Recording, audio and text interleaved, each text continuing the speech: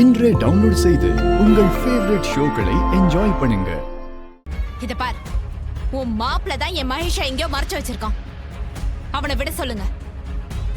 அப்புறம் நான் எதுக்கு உன் பொண்ணை தொந்தரவு பண்ண போறேன்? அந்த வீணா போனவன் காணாம போனதுக்கும் ஏன் மாப்பிள்ளைக்கும் எந்த சம்பந்தமும் இல்ல. தேவையில்லாம அவரை போய் இதுல இழுத்து விடாத. இல்ல, உன் மாப்பிள்ள தான் என் மகேஷை கடத்தி வச்சிருக்கான். அது எனக்கு நல்லா தெரியும்.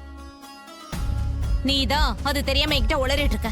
என் மாப்பிள்ள அவனை கடத்த என்ன அவசியம் இருக்கு?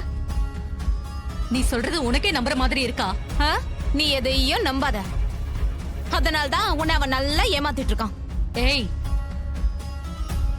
அவர் என்ன ஏமாத்தினாரா? அவரை பத்தி உனக்கு என்னடி தெரியும்? அவரை பத்தி பேசுற தகுதியே உனக்கு இல்ல.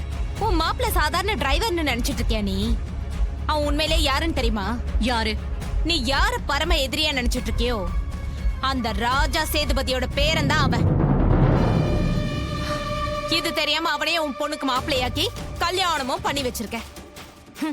உன்னை விட ஒரு முட்டாள நான் பார்த்ததே இல்ல.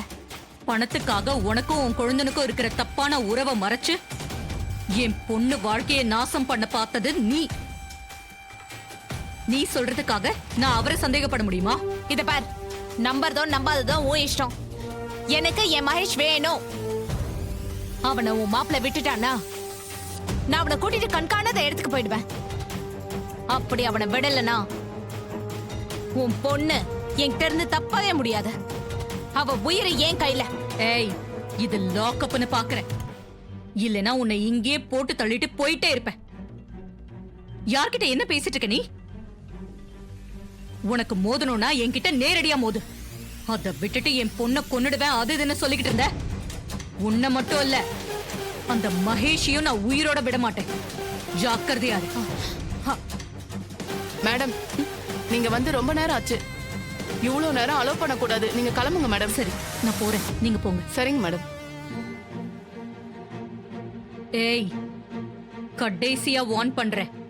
என் பொண்ணுக்கு ஏதாவது ஆச்சு, அடுத்த நிமிஷம் நீ இந்த உலகத்திலேயே இருக்க மாட்டேன்.